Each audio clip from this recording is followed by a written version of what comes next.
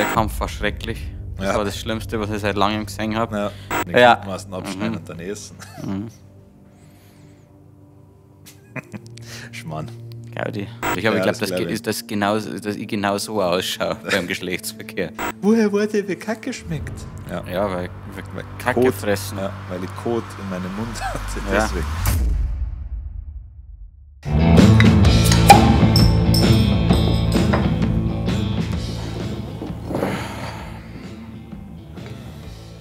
Letztens haben wir uns da ja nicht so mit rumbekleckert. Nein. Grüß dich erst Grüß einmal. dich, servus.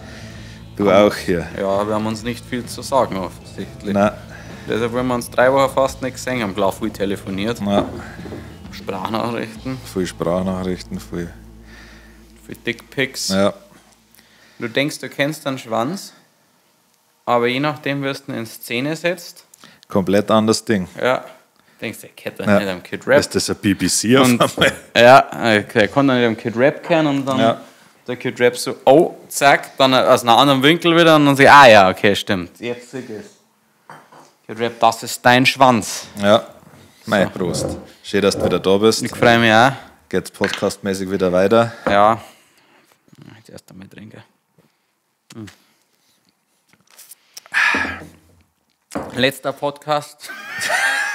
Ja. Okay, viel schon am letzten Podcast ohne Bier wieder, oder? Ja. Ja, schon. Also das zählt ja nicht hier. Nein. Das ist nach wie vor alkoholfreies.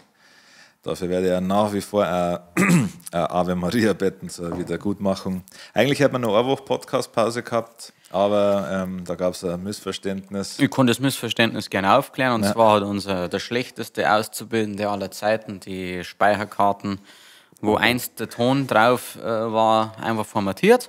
Jawohl. Hat er gefragt davor, ob er es formatieren kann. Nein. Was ist passiert? Ton weg. Und weg. Podcast war echt lustig. Ja, schade. Kid Rap hat gesagt, vielleicht war es gar nicht so schlecht, wenn wir den Luke Mockridge-Fall besprochen haben und Ja. so oft, ich habe einmal so gemacht und das Kid Rap komplett ausgerastet. Ja. Aber ja, das ist jetzt aus dem Kontext gerissen. Ja, das könnt ihr uns jetzt nicht vorwerfen. Nein. Ja. Naja, Das schmeckt halt schlechter als sonst. ja, kurzer Tierfakt. Weibliche Libellen stellen sie tot, um sexueller Belästigung zu entgehen. Weißt du das schon, oder? Wir haben die gleichen Listen. Ah, okay. Ja. Ich bin auch voll weit runter. Ja, das habe ich mir auch gedacht, ich habe alle durchgelesen. Aber ja. Ja, denn wenn sie gerade fliegen und sie werden von einem Männchen quasi angegangen, also wahrscheinlich wollte er nur was fragen und sie hat gleich, ich habe einen Freund. Ja. Und dann lässt er sie einfach tot nach unten fallen. Auf den Boden. Das ist echt klug. Ja. Aber er ist nicht wirklich tot. Nein, sie stellt sich nicht tot. Ja, das kenne ich von daheim, gell? Aber das ist mir egal. Ja. Also an alle Frauen da draußen, das hilft euch überhaupt nichts. Im Gegenteil, außer dass das Ding zu so einem Ding wird. Ja. Das ist ein interessanter Fakt. Ja, weil ich richtig zum Predator, wenn es Ja. sich gar nicht bewegt. Nämlich, bei Katzen ist das so, das muss sich ein bisschen bewegen, aber bei mir nicht. Ich bin dankbar, Ja, schon, klar. wenn ich jetzt nicht wieder so ewig auf die Pirsch machen muss. Weil wir gerade bei sexuellen Übersprungshandlungen sind. Mir ist gestern ein Video vorgeschlagen worden. Und das war wirklich so ein klassisches Genug Internet für heute Video. Ja, Wie ein Seelöwe ja, einen Kaiserpinguin vergewaltigt. das habe ich, Was ich hab sagst davon gehört. Und also ich habe meinen Augen nicht getraut, was ich Ja. da gesehen habe, weil das ist echt ein großes Tier. Ja. Und boah, mich schüttelt es, wenn ich da dran denke, dieser arme Kaiserpinguin ist am Boden gelegen und hat ihn mit dem Schnabel gepickt. Ich weiß jetzt nicht, ob es ein liebevolles Picken war, ob das ein Spur ist. Ja, Aber es ist halt, ich glaube, das Problem an so einer Sache ist, dass wenn du zwei unterschiedliche Sprachen sprichst, Ja. der eine Pinguin ist, Ja. der andere syrisch. richtig. Und dann kannst du ja nicht auf ein Safe Word einigen. Ja. Weil ich weiß ja nicht, wie liebevoll so ein syrischer Seelöwe Ja. vorgeht. Aber das Ja. Video schaut so aus, boah, das war so widerlich. Aber Ja, ich glaube, das glaub ich. dass ich genau so ausschaue beim Geschlechtsverkehr. Also als Bitte. Pinguin oder der Seelöwe? Ja, Ja, ja. ja, wenig Bewegung, viel Schweiß, viel Gegrunze. Das hat so, also, Ja. das hat so schlimm ausgeschaut. Ja, Hast ja, du vor hast allem- das gesehen, das Video nicht, oder? Nein, ich weiß nicht, nein. Der Pinguin ist so groß Ja, und der Seelöwe ja. hat 1000-fache und dann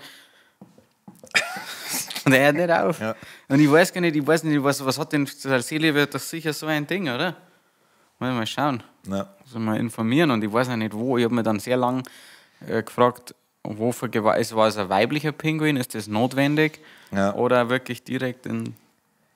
Ganz schlimm. Ich habe mir echt schlecht getan, als ich das gesehen habe. Ich habe es mir nochmal angeschaut. Ja, insgesamt bei so Vergewaltigungssachen oder so Mordsachen bin ich mittlerweile viel empfindlicher von, tatsächlich. Also da war Vergewaltigung und Mord oder jeweils? Oder, also alles, was in die Richtung geht, sage ich mal. Sowas, wenn es da in den Algorithmus spült. So.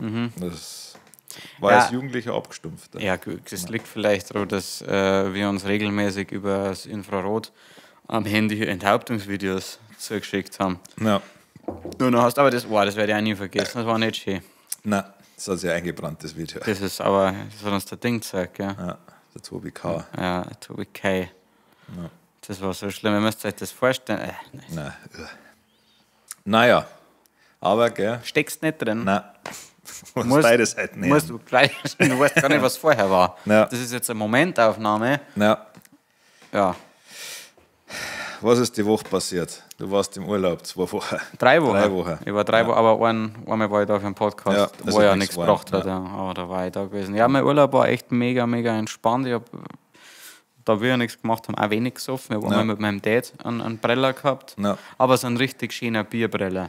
So ein bis 3 in der Früh nur und dann halt daheim oder im Hüttel. Ah, okay. Vor allem, kennst du es, manchmal reichen viel weniger Bier, um in so ein, also ich war kein Vollrausch, sondern einfach nur ein richtig seliges Saufen. Kurz, und das waren vielleicht 8 halbe oder so. Okay. Und wo du eigentlich sagst, ja gut, das ist der Moment, wo man auf die Bühne gehen. Und da bin ich dann richtig gut geschlafen und am nächsten Tag aber aufgewacht und gedacht, ich habe gestern schon gesoffen. Und das ist bei 8 halbe schon was du sagst. Aber vielleicht, weil im Urlaubsmodus war, ist ja klar, dass dann lieber auch weniger Arbeit. Ja.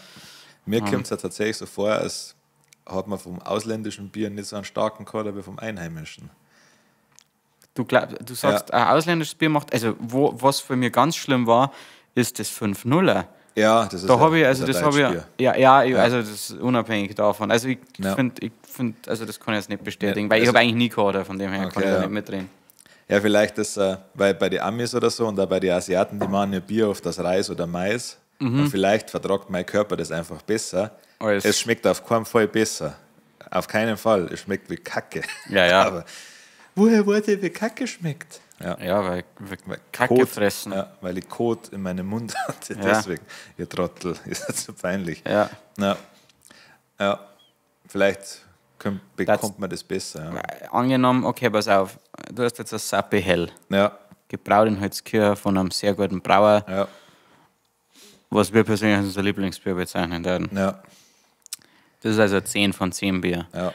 Darfst du lieber den Rest deines Lebens ein 10 von 10 Bier trinken und aber ganz normal Kader haben? Ja. Oder ein 7 von 10 Bier, aber kein Kader? Okay. Weil ich habe jetzt extra bewusst nicht ein 5 von 10, weil ein 7 von 10 ist. Ja, klar. Ein 6 von 10 Bier. Ein 6 von 10 Bier. Macht aber genauso besoffen. Ja, klar. Was ist 6 von 10 Bier für die so Paulaner, Spaten? Oder wirklich Spaten ist schon. Nein. Ja, Spaten. Spaten, okay. Ah. Nein, du weißt was, jetzt pass auf, wir machen es so. Ja. Wir machen es ganz anders. Das 10er ist Sappi und das 5-0er ist und also ich nenne jetzt gar keine Zahl, sondern oder nur noch 5-0er, aber dafür halt überhaupt kein Kopfweh. Ja, Kopfweh habe ich selten, aber... überhaupt kein Kader? Ja. Nein, da trotzdem, also da den Kater in Kauf nehmen.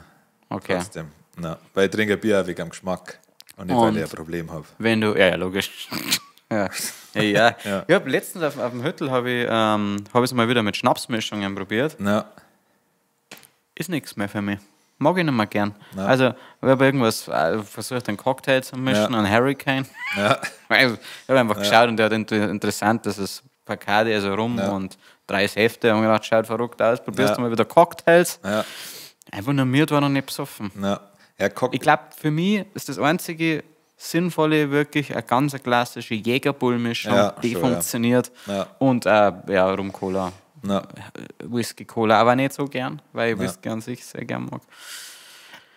Das funktioniert mir, aber ansonsten Bierrausch einfach der beste Rausch mit Abstand. Da kannst du nichts sagen. Ja. Falls es okay ist, dass wir schon über das Thema reden, jetzt bist du doch schon relativ lang. Ja, 3 Wochen, über 3 Wochen. Ja. Er schaut ganz verändert aus, das ist irre. Komplett. Wo ich wirklich merke, ist am Schlaf. Also so, schlafst besser? Ja, auf jeden Fall. Ja. Krass. Ja. Und das nicht vielleicht an deiner neuen Wohnung liegt? Kann das sein, ja. Dass da nicht so eklige Luft wie hier ist. Und halt die Montage, also ich bin auf jeden Fall produktiver, weil ich 3 zusätzliche Tage jetzt gefahren. Ja, stimmt, ja, das ist verrückt. Ja. Dann kannst du eigentlich aufhören, oder? Kannte ja. Und warst du wahrscheinlich glücklich in der Zeit, oder? Ja. Ja, halt Herbstfest verpasst. Aber Wiesen kannst du noch. Ja, nächste Woche, aber haben wir einen Auftritt. Ist nur noch nächste Woche Wiesen. Die vergeht so schnell. Ich glaube, das ist jetzt das 2. Wochenende in 3 Wochenenden. Wann ist das Italiener Wochenende? Das letzte, oder? Nein, ich glaube das 2.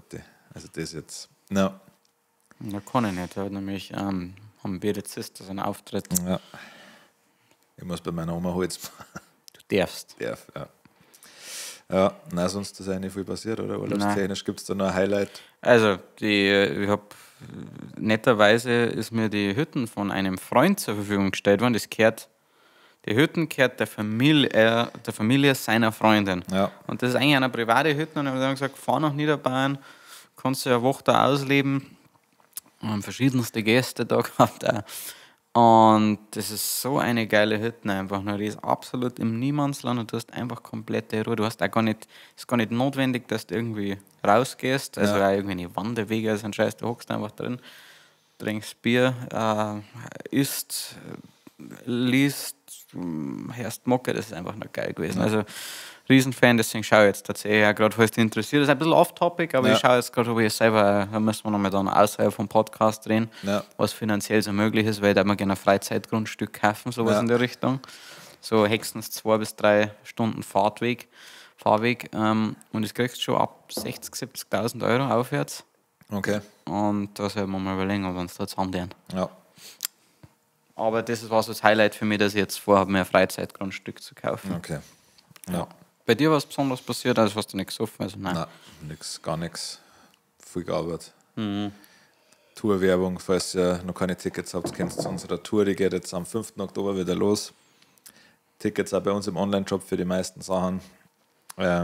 Ansonsten gehen wir zum Thema der Woche. Bin ich gespannt. Ja. Stefan Raab Comeback. Sind wir jetzt ein bisschen spät dran, weil es war ja schon letzte Woche, oder? Ja, aber das ist ja. Wie war das Event? Ich muss dazu sagen, ich habe es nicht gesehen. Ich habe mir extra vom Kid Rap die RTL Plus Zugangsdaten geben lassen, weil der Kid Rap schaut sehr gern gut bei Deutschland. Ja. Sei es ihm vergönnt. Ja. Mag ich auch gerne das Format. Hätte man nicht dafür extra RTL Plus geholt, aber ich habe es davon profitiert und habe mir den kompletten Kampf angeschaut und auch das Vorgeplänk. Das war 3 Stunden, hat es da, bis der Kampf losgegangen ist. Ja. Für mich ist das immer so, die ganzen TV Total, Stefan Raab Events ist für mich einfach ein kleiner Flashback. Ja. Weil ich meine, 2015 hat er aufgehört. Ja. Das ist mir wie lange das her ist. Ja. Das kommt mir nicht so vor, das war schon so lange her. Krass, ja. Und der Kampf war schrecklich. Das war das Schlimmste, was ich seit langem gesehen habe. Ja. Entschuldigung. Es war, also am Anfang haben sie die ganze Zeit einfach nur ein Ding gezeigt, Wiederholungen von früher. Ja. Ich vermisse die alte Zeit ein kleines bisschen, was du im Fernsehen noch alles sagen hast dürfen. Ja. Der war politisch sehr unkorrekt. In jeder Hinsicht. Der war frauenfeindlich, alles. Also macht aber immer noch. Und das war halt lustig, mein Gott. Aber er hat gegen alle geschossen. Und das habe ich irgendwie amüsant gefunden. Jetzt es ist echt schwierig, finde ich. Aber das Amüsante ist, wie viel eigentlich der Raab damals schon gemacht hat, was jetzt total beliebt ist, wie diese kurzen Ausschnitte, also Memes und sowas. Er hat eigentlich mit die ersten Memes gemacht. Ja, also mit seinen Nippel. Ja, mit seinen Nippelmixe. Also der war seiner Zeit schon irgendwie ein bisschen voraus. No. Ich bin, also nochmal zum Boxkampf. Regina Halmich ist jetzt 47, der Stefan Raab ist 60. Ja. Der Raab war wirklich in Topform körperlich, das war sehr witzig. Er ist dann so, er hat wieder einen Einmarsch gehabt, der hat gefühlt 10 Minuten gedauert. Ja. Hat halt versucht, da alles wie früher zu machen und er macht es eigentlich auch noch genauso, aber irgendwie lässt sich das gar nicht so einfach ins Jetzt transferieren. Also für mich funktioniert es noch, weil er halt für mich immer noch Stefan Raab ist und ich ihn früher echt gefeiert habe. Aber wenn du jetzt aus der jetzigen Generation kommst, sage ich mal, dann glaube ich, finden die das einfach nur cringe. Ja. Was für mich ein absoluter Albtraum war sein Lidl, das an einem Sido aufs Maul, das war ganz schlimm. Also, das war mir richtig unangenehm, leider. Ja. Also, ich habe TV Total echt viel geschaut und auch gern Mengen und auch einen Stefan Raab dadurch. Musikalisch finde ich ihn durchwachsen. Ja, also ein bisschen besser als Helge Schneider. So mehr oder weniger. Er ist ja echt kein guter Sänger. Aber ja. Und das Lidl, das habe ich eben auf Instagram oder TikTok gesehen. Es war mir sehr, sehr unangenehm. Es war alles Playback. Alles. Also der Helge Schneider hat bei seinem Einmarsch Katzenklo gesungen und zwar das komplette Lied. War der auch da? Der war da. Ah, okay, das habe ich nicht gewusst. Ja, also die Parts von den Rappers sind schon gegangen, aber insgesamt ist halt immer lustig, dass der dann da, also dann Stefan Raab seine Frau, das war einfach so schlimm. Pass Maul! Ja, ich hasse halt, was ist das für Musikrichtung? Pass Maul! Wie nennt man das? Ich hätte es wahrscheinlich am ersten so Funk-mäßig. Boah. Aber ich habe nichts gegen Funk, aber das ist ganz schlimm. Also das war mir richtig unangenehm und auch mit der Performance. Aber nicht so unangenehm wie seine Box-Performance. Okay. Also das ist, Regina Halmich ist 1,60. Ja. Wirklich, 1,60 glaube ich, sowas. Er ist normal groß, 1,85. Ja. Er wiegt aber 90 Kilo und sie hat 55 gewogen. Ja. Du kannst auch, wenn sie ist eine Box-Weltmeisterin und er hat sie ja aktiv, er hat 2 Coaches gehabt, einer davon Olympia-Bronze-Medalist, hat er sie ja dann, ich meine, wie lange steht das fest? Seit April, oder wahrscheinlich dann ja schon länger. Das bedeutet, der hat seit April mindestens Zeit gehabt, sie auf jetzt vorzubereiten. Ja. Körperlich hat das funktioniert, zumindest optisch. Ja. Aber der ist am Ring gestanden, als hätte er gestern das erste Mal seinen ersten Schlag getätigt. Und das ist immer das gibt einem dann, finde ich, ein enormes Selbstbewusstsein, wenn sie Leute Gedanken machen, okay, ob du jetzt in einer Bar gegen andere Leute durchsetzen kannst. Weil du merkst einfach, dass 99% der Leute einfach gar nichts kampfsporttechnisch kennen. Und der Rabe ist eigentlich jemand, der beißt sich immer neue Sachen. Ja. Aber das war so peinlich, er hat verloren. Ja, das dritte Mal, glaube ich, oder? Ja. Und es ist mir unbegreiflich, wie ein Mann, der so viel größer und so viel schwerer ist, so kassieren kann. Ja. Ja. Und also allgemein, dass sowas nur, also ich finde es echt lustig, dass da wenig Kritik, glaube ich, gegeben hat, oder? Dass ein Mann gegen eine Frau kämpft und zwar nicht einmal in derselben Gewichtsklasse. Ja. Das ist eigentlich völlig krank. Ja. Und ist trotzdem vernichtet worden. Und es war nicht nur schlecht, er hat nach der ersten Runde gar nicht mehr kennen und es waren 6 Runden. Okay. 2 Minuten, also ganz easy. Ja. Schlimm, war wirklich unangenehm. Ja, ich habe ein paar so Promo-Dinger mitgekriegt, die fand ich auch alle sehr, sehr unangenehm tatsächlich. Also okay. Er hat sehr fett gemacht. Ja. Das ging noch, aber insgesamt weiß ich nicht, die ganze Aufmachung. Ich denke, wenn du schon so ein großer TV-Master bist, ob man da nicht ein bisschen mehr machen kann. Aber vielleicht. Also es ist gut aufgebaut worden, weil es wirklich bis zum Schluss, war mir nicht sicher, ob wirklich der Boxkampf stattfindet. Ja. Also ich habe mir gedacht, der macht jetzt irgendwas völlig Krankes und ich habe gedacht, der verschwindet danach einfach wieder. Ja. Aber jetzt hat er ja auch einmal in der Woche seine Show, die haben wir auch einmal angeschaut. Ja. Und da gehen die Meinungen auseinander. Okay. Ich finde es unterhaltsam. Ja. Also es ist wirklich eine Mischung aus am Anfang zeigt das halt TV-Total-Ding durch, was schwierig ist, eben weil, wenn du TikTok und Instagram versaut bist, dann sind halt seine Nippelmixe schwierig und du merkst halt immer nur, dass es halt nicht, dass es ihm halt geschrieben wird. Ja. Das ist ein bisschen das Problem.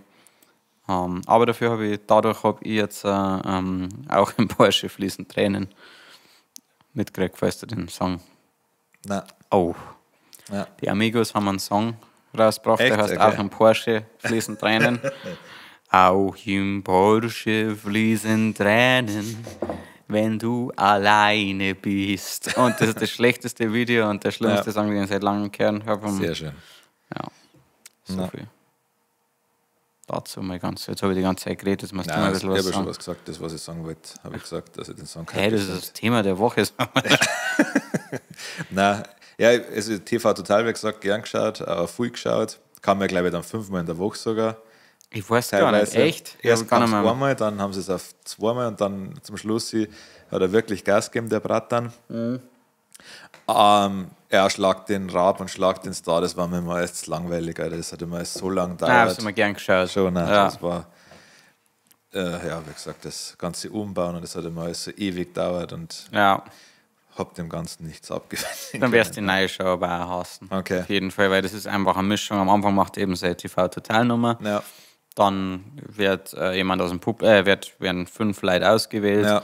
Und die müssen dann gegen einen antreten in einer Mischung aus Quizfragen. Wenn sie 2 Fragen richtig beantwortet haben, dann ein Spiel gegen ihn und das sind einfach normale normale Schlag den Raab-Spiele. Ah, okay. Also für die lohnt es dann, glaube ich, überhaupt gar nicht. Ich muss ehrlich sein, also wenn ich noch Fernsehen tat und es da im Fernsehen zu diesem Zeitpunkt, wo ich gerade Fernsehen laufen, da das mal anschauen, aber ich glaube nicht, dass ich dafür die Login-Daten von dir eingeben hat, um zu RTL Plus zu gelangen und mir das dann jetzt nochmal anschauen darf. Ja. Da gibt es einfach zu viele andere Dinge, die sich weniger noch verschwendete Zeit auffallen.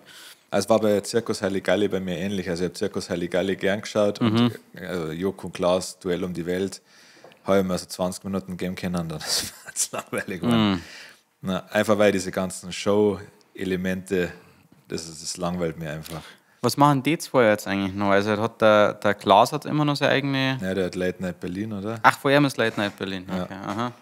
Ich weiß nicht, was der Joko macht. Ich glaube, ab und zu machen sie auch noch so eine Dinge. Aber haben wir auch rechtzeitig, glaube ich, aufgehört. Ich weiß halt noch, Zirkus Halligalli war das erste Mal, da haben sie auch ewig lang eine richtig geile Promo gemacht auf Pro7. Ich glaube, da war Pro7. Wo sie einfach immer noch kurze Ausschnitte gezeigt haben und jeder hat sich gefragt, was ist Zirkus Halligalli? Ja. Und dann ist rausgekommen und war halt völlig behindert. Ja. Und du hast ja gesagt, du hast das nicht mehr angeschaut, seitdem du einmal live da warst. Ja. Aber nicht, weil es schlecht war, sondern einfach so. War super, ja. Und sogar da, also im TV-Studio gibt es ja auch Wartezeiten und sowas, und nicht nur mehr das war so langweilig wie Okay.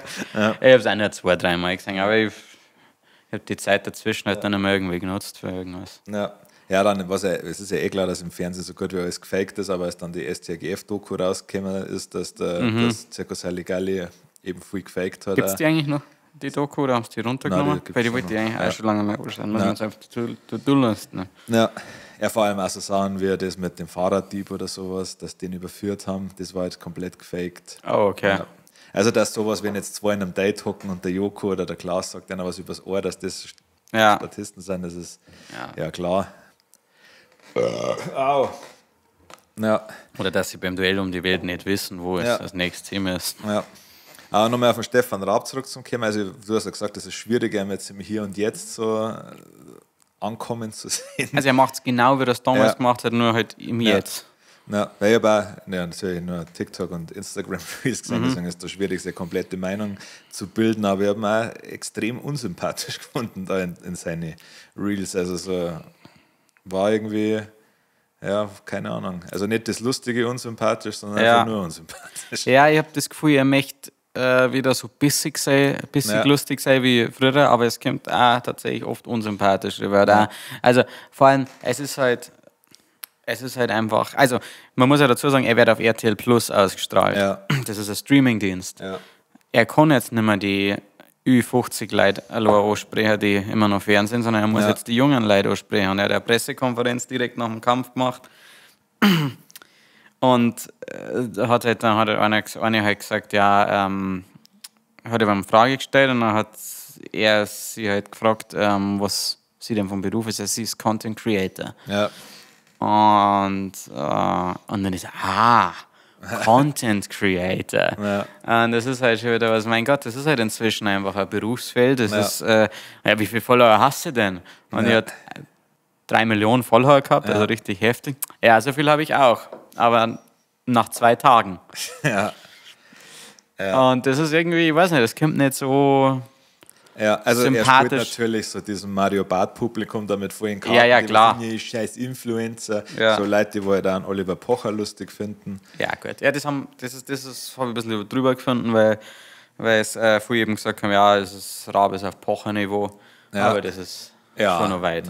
Also, ja gut, der Stefan Raab gleich macht sich schon auch über andere Leute lustig, aber doch noch mehr eine Spur sympathischer. Ja. Also nicht alles, was der Stefan Raab ist er, weil er es über andere Leute lustig macht. Ja, Oliver Pocher kann nicht existieren ohne andere Menschen. Hat er ja schon immer auch so gemacht. Damals habe ich es noch lustig gefunden. Ja, das stimmt. Ja. Ja, und dann hat er auch, was mich ehrlich gesagt ein bisschen aufregend hat, das ist halt in der ersten Reihe sein auch ist irgendein Instagram-Typ geguckt, mit perfekt gemachten Haaren, und dann hat er halt wieder zum 100. Mal sein Paar aufs Maul performt. Das hat er auch nochmal, was echt also ich muss auch sagen, der Song ist mir richtig unangenehm. Hat er auch bei seiner Show zweimal noch performt und hat er immer ein Paar aufs Maul Shirt an, Paar aufs Maul Tass. Ja. Was halt doppelt lustig ist, weil er halt einfach verloren hat und zwar mit Abstand. Und dann war einer in der ersten Reihe gehockt und er hat jetzt einen Song performt und ist halt zu ihm so hingegangen und hat ihm halt so ein bisschen an die Haare und dann hast du genau gemerkt, der hat jetzt keinen Bock und dann hat er die Hand vom Raab nicht weg und dann geht der Raab hin und wuschelt ihm richtig durch die Haare. Und es ist halt so im Sinne von, hey, du kannst jetzt nichts machen. Ja. Das musst du jetzt gefallen lassen. Und das hat mir irgendwie sauer gemacht. Ja. Es sitzt hier ewig dran. Ja, weil das, wenn er mal nicht gelangt hätte, war er wieder der Arsch gewesen. Ja, schon. Ja, das musst du rechnen. Ja, was meinst du, das war, wenn er das bei einer Frau gemacht hätte? Ja. War das ein großer Unterschied gewesen, meinst du? Ich glaube, in dem Kontext wahrscheinlich nicht. Ja. Nein, also das ist halt der Rabe. Ja, das ist der Rabe, ja.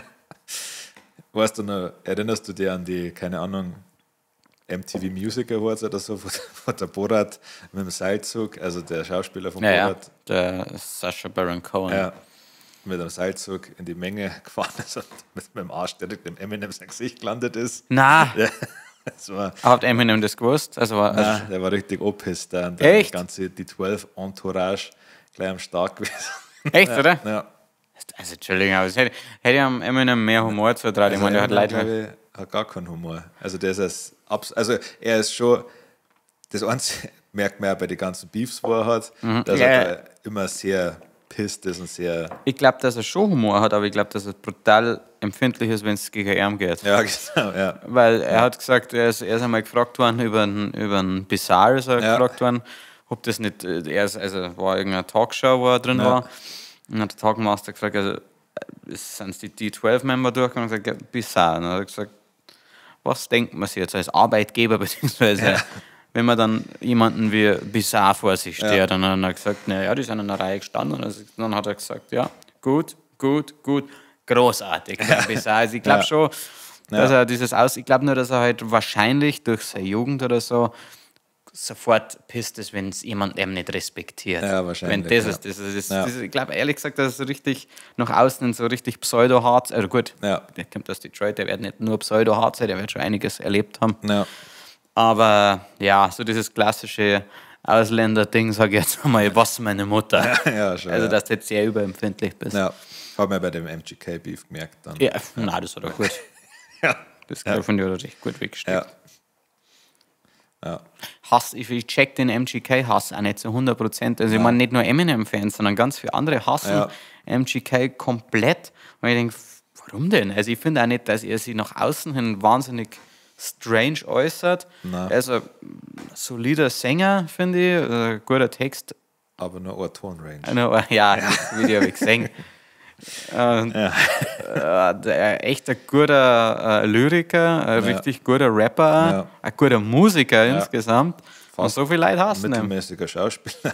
Sehr guter Schauspieler und in einem der besten Filme aller Zeiten. Ich weiß auch nicht, also wenn man halt voll im Team Eminem ist, dann kann das noch nachvollziehen, dass halt also die Loyalität warst, aber so, also ich finde den auch mehr, also ich höre den gern. Ja. Und da ist echt schon lang, bevor der Effekt Megan Fox hat. Ja. Klar, die jetzige Megan Fox und nicht die vor 15 Jahren Megan Fox, aber Megan Fox. Ja. Same Vagina. Ja, kannst du nicht nimmer. Ja.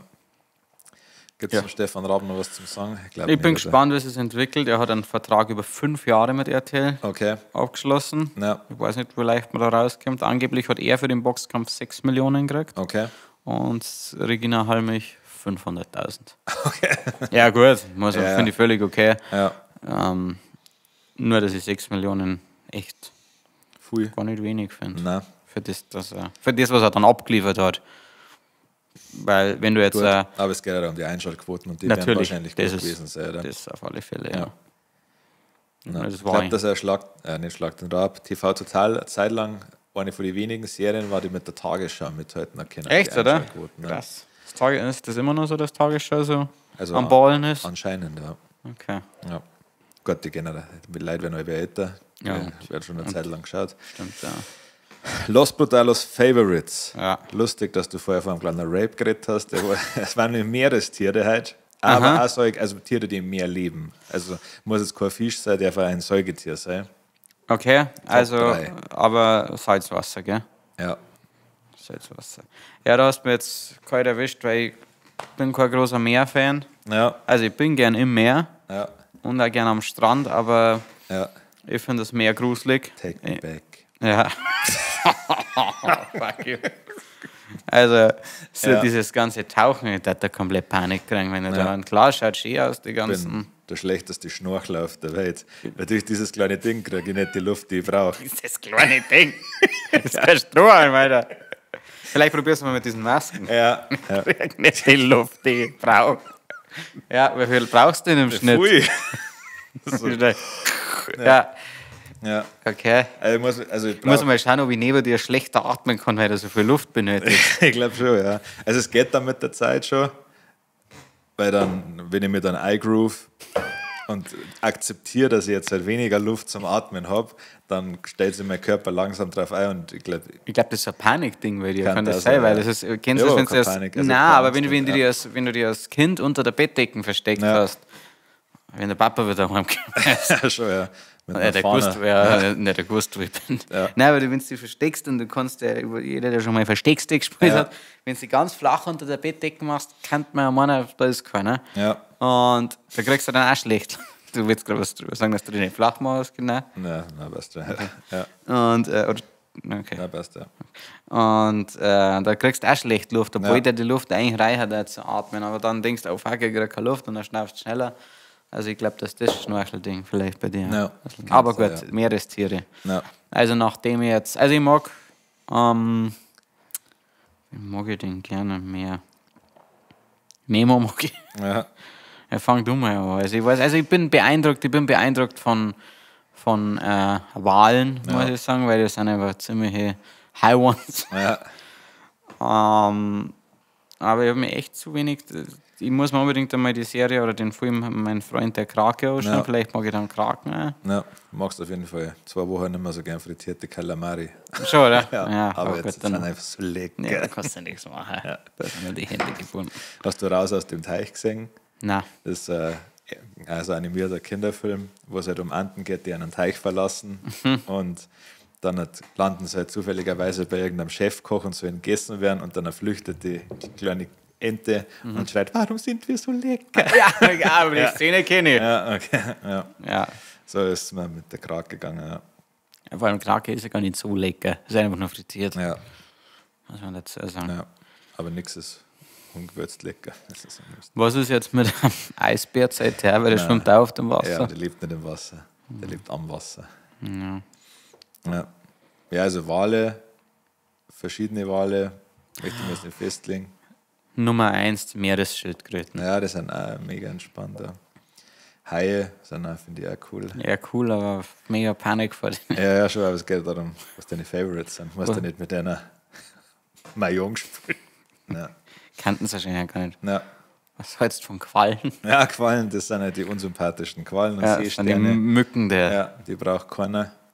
Nein, das waren so meine 3. Delfine finde ich irgendwie zu Mainstream. Die auch Seehunde finde ich auch urgeil. Seehunde mag ich auch gern. Ja.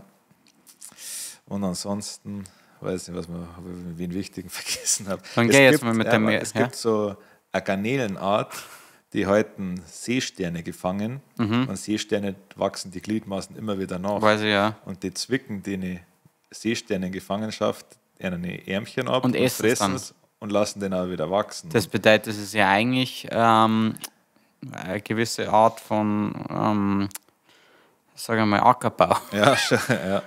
Ja, ich glaube, die fordern den sogar auch, dass er weiter wächst. Richtig klug. Also wir Menschen, das nicht, wie lange wachsen braucht, bis das wächst, müsst ihr mal ausrechnen. Ich weiß nicht, ob wir einen Seestern essen können.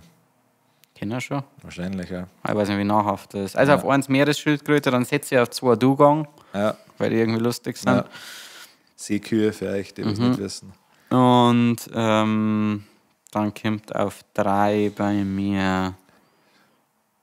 ich finde Pinguine auch witzig. Ja. Scheiß drauf, Pinguine. Ja. Aber warte.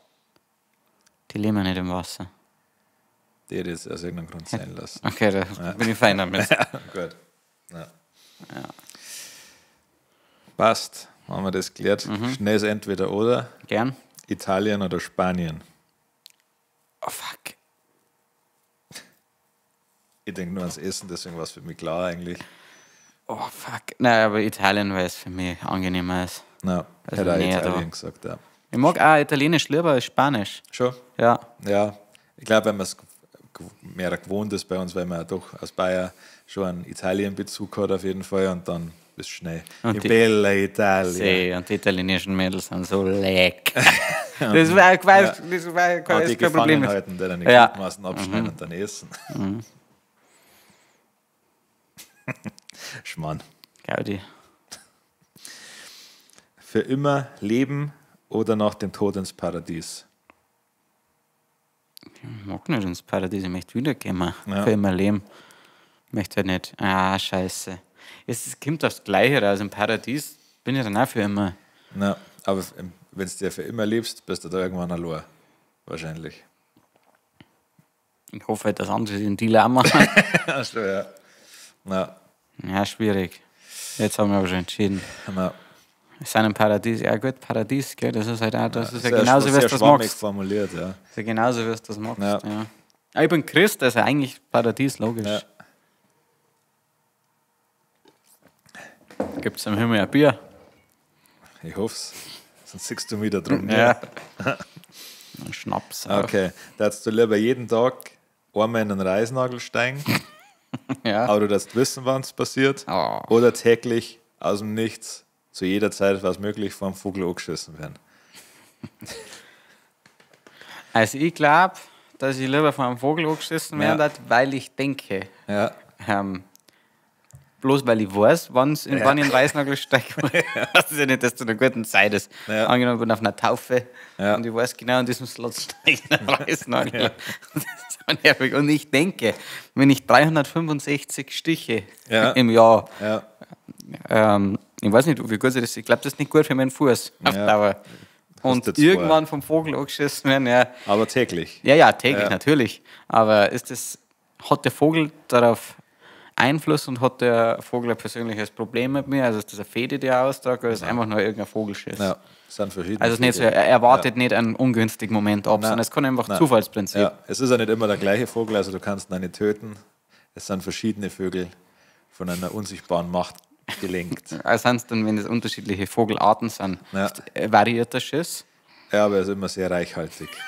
Okay, das ist wichtig zu wissen. Ja, ich darf lieber hochschießen werden. Okay.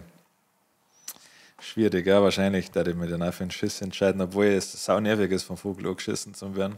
Ich hoffe halt, dass er selten an den Kopf trifft, weil es hat mich Nerven. Ja. Du gewohnst dir an alles. Ja, stimmt, und dann darfst du mit ein bisschen Vogelscheiße rum. Ja, ich habe halt dann immer durch dabei und rüst mir weg, aber in die Haare halt nerven. Ja.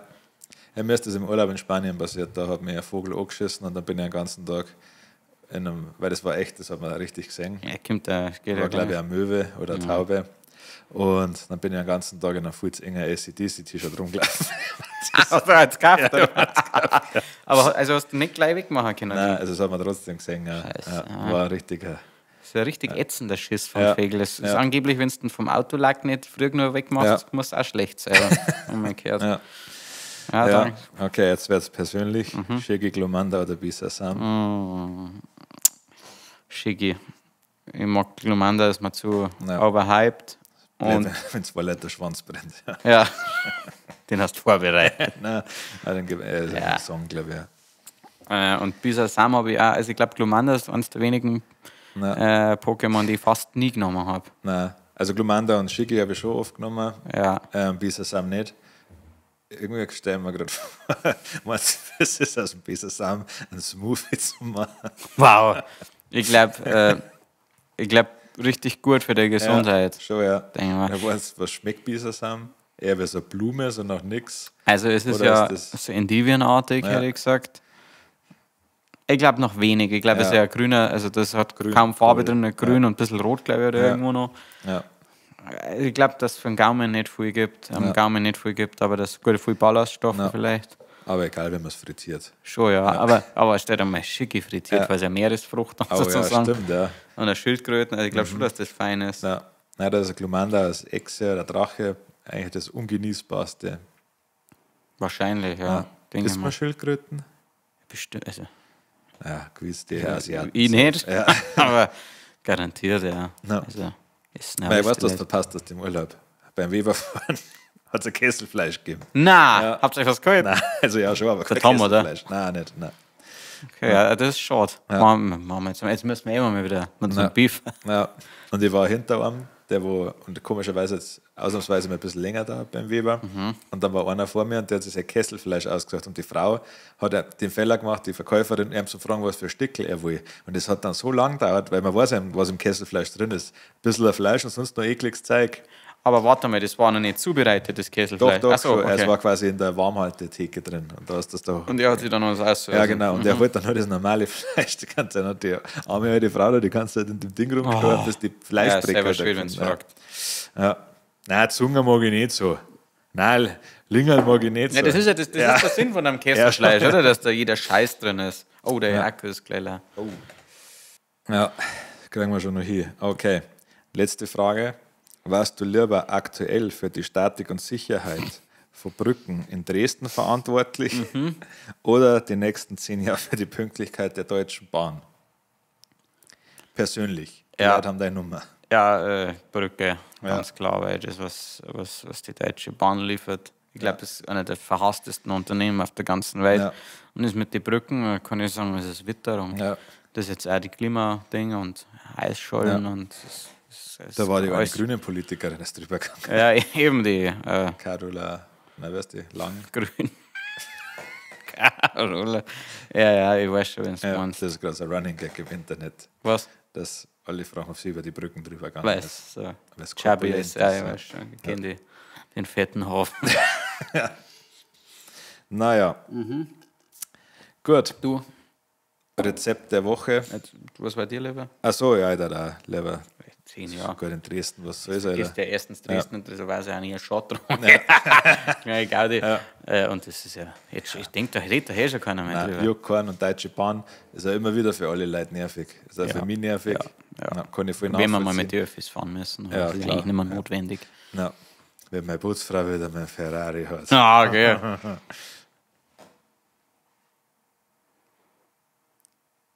Hat der Putzfrau einen Führerschein? Nicht mehr haben sie da genommen. Das ist ein Ferrari, das schnell gefahren ist. Ein Ferrari, ja. Kid Rap hat jetzt einen Punkt in Flensburg. Ja. Nein, was soll's. Kann man nichts machen. Nein. Also von vornherein nicht. Nein. Das ist no. Karten im Leben sind immer schon gemischt. Ja. No. Nicht? Nein. Nicht, ich bin da vergessen. Ja. Ja. Das Gericht der Woche. Oh. Ja. Das gleiche von letzter Woche. Das gleiche von letzter Woche, die mexikanische Lasagne. Jetzt bin ich gespannt. Ja. Macht's nichts verkehrt, ihr macht's eigentlich die gleichen Zutaten wie bei einer Lasagne, nur mit Bohnen und Mais wie bei einem Chili. Und statt normalem Zucker nehmt ihr schwarze Schokolade, also dunkle Zartbitterschokolade her. Und dann geht's erst richtig los. Statt diese Lasagne-Nudelplatten nehmt ihr mexikanisch Wraps natürlich. Wraps? Ja. Und statt einer Bechamel-Sauce könnt ihr einfach Creme Fraiche nehmen. Und ganz wichtig, sehr viel Käse, das ist die Geheimzutat. Genau, also dann Schichten, Sauce, Wrap, Creme Fraiche, wieder Sauce, Käse, Wrap und dann so weiter. Und letzte Ding natürlich nochmal richtig viel Käse. Ja, aber die ja letztens in der letzten Folge schon gefragt, baust du Käse in die Zwischenschichten mit ein? Schon, musst. Also du möchtest die komplett Was ist für dich eine korrekte Anzahl an Käse? 2 Backel, schätze ich. Backel, ja. 400 Gramm Käse. 400 Gramm Käse, ja. 400 Gramm Käse, 400 Gramm Hackfleisch, vielleicht ein bisschen mehr, 500 Gramm. Das habe ich richtig Bock auf eine mexikanische Lasagne. Was nicht so viel brauchst, das Mais meiner Meinung nach. Nein, hasse Bohnen wahrscheinlich du auch nicht. Sowieso nicht. Nein. Ja, und dann habt ihr ein gutes Gericht. Ein Fan der Woche hätte ich noch. Oh, bin ich gespannt. Am Florian aka ein Bulli aus München, habe ich eingenommen, weil er uns in die Wiesen eingeladen hat. Danke. Ja, war mal gewesen, da kann ich leider nicht, weil ich ein Musikvideo drehe und du bist anderweitig verhindert, privater Natur. Und auf der Wiesen nüchtern ist ja absolut Albtraum. Schon, ja. Ja, das hätte ich mir überlegt, ob ich dann vielleicht sage, okay, scheiß drauf. Wiesen ist noch einmal im Jahr. Ach so. Ich habe jetzt gemeint, okay, scheiß drauf, da gehe ich hier und trinke nichts. Aber okay. Ja gut, jetzt sag ehrlich, was ist heute der 26.? Ja. Damit ihr mal seht, wie früh wir schon aufnehmen. Ja. Ja, wäre schon wurscht gewesen. Ja, auf jeden Fall. Naja. Was das? Das sind wir durch, oder? Der Tipp der Woche war im letzten Podcast schon gewesen, ist der Gasthof Rieder in Eben am Aachensee, glaube ich, grob. Was letztes Mal schon nicht genau gewusst. Jembach, genau. Ja, in Fischl. Fischl heißt der Ort, sowas. Gibt es richtig gute Schnitzel, sehr große Schnitzel und wunderschöne Aussicht ins Aachental drunter. Zillertal. Ich hätte richtig Bock auf den Rieder.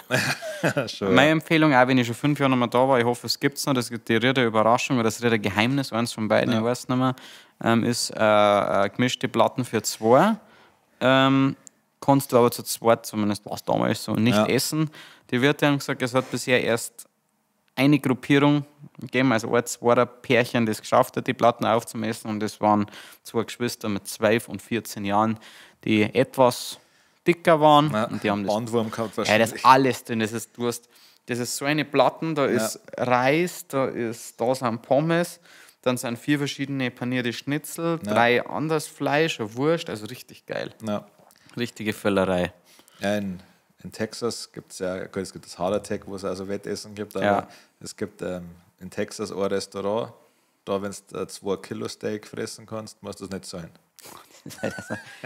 2 Kilo ist schon viel. Ja, also könnte ich nicht essen. Ich müsste jetzt dann wahrscheinlich tatsächlich roh essen, weil ich glaube nicht, dass ich blutig so viel Steak fressen kann, auf jeden Fall. Also du meinst durch? Ja. Also du hast gesagt roh essen. Also ja, das roh essen. Ich habe gedacht, was geht jetzt ab? Haben wir jetzt überrascht. Ja. Also halt Medium, also nicht zart, sondern aber halt zart, aber nicht blutig. Ja. Genau. Das brauche ich schon, Aber nein, also ich glaube, dass bei mir 600, 700 Gramm, 800 Gramm ist wahrscheinlich Schluss bei mir. Also gut, keine Beilagen hast du dann, müssen wir mal testen. Was meinst du, was das mit deinem Arsch macht? Ja, schon, 2 Kilo Fleisch. 2 Kilo Rinderfleisch, da hast du ja Verstopfung des Tages und dann 4 Tage Scheiß. Ich denke, es mir jetzt mal wieder, wenn man meine Oma Tatar macht, was ja geil ist, aber es ist halt einfach rohes Fleisch, das ich da mehrere 100 Gramm mit Neifriss, mit Zwiebeln und allem. Kannst du dir vorstellen. Also bei Mette ist noch ekliger, gell? Das Schweine, das verstehe ich nicht. Das ist doch eine der ersten Regeln, dass du Sau nicht roh frisst, das Hackfleisch, weil es saureidig ist. Ja. Aber, mein Gott, ich glaube, das ist so verwürzt, dass wurscht ist. Ja, wahrscheinlich. Aber, wahrscheinlich kommt es ein bisschen auf, vielleicht wenn du schon dein Leben lang Mett frisst, dann bist du es halt auch gewohnt. Wie die Asiaten, die sind oder so Thailänder sind ja auch gewohnt, richtig scharf zum Essen und denen brennt wahrscheinlich auch nicht mehr das Arschloch. Für mich ist halt, ja, stimmt. Was für mich so strange ist, ist einfach nur, es ist ja schon mal, wenn du dir als Fleischesser darüber Gedanken machst, was du da gerade tust, dass du ein Tier, das gelebt hat, ist ja schon strange. Wenn es aber zubereitet ist und es so rausgeschnitten ist, dass du das nicht mehr erkennst, ist ja, kannst du das nicht verdrängen, das wäre ja gut. Schon, Aber jetzt, du hast einfach rohes Schweinefleisch und denkst, das kann jetzt einfach eine Sau, die da steht, der schneidest das raus und häckselst das und das frisst du. Ja. Das ist schon eklig. Ja, letztes Mal wieder so ein Video gezeigt worden aus einem Schlachtbetrieb, wo die Sau halt noch nicht ganz hin war. Und dann nur auf diesem Laufband so rumzuckt und rum. Ganz schlimm. Die dann also, die kreischen die und so. Das ist echt. Haben wir keinerlei Disziplin. Da sage ich, hallo. Machen wir es, ziehen wir es durch oder lassen wir es? Ja. Es gibt andere Sei warten. Ja, schon. Und außerdem möchte ich bald mal wieder einen Schweinsbraten, deswegen sagen wir so eine Videos lieber nicht. Ganz genau, ja gut. Das war's. Ja. Sage ich vielen Dank für eure Aufmerksamkeit. Nächste Woche gibt es wahrscheinlich wieder einen Podcast. Und die letzten Worte hat wie immer der wunderbare Harry. Danke.